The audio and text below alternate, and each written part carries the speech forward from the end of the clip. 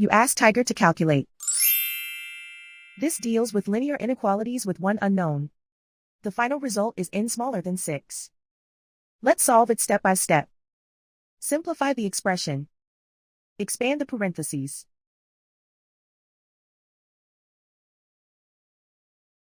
Simplify the arithmetic.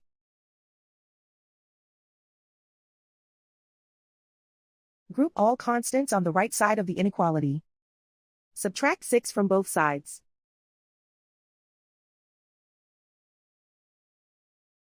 Simplify the arithmetic.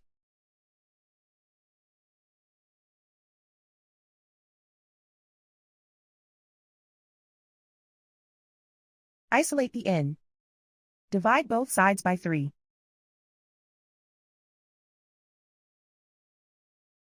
Simplify the fraction.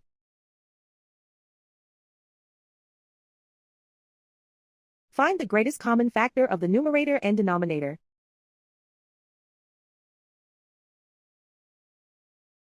Factor out and cancel the greatest common factor.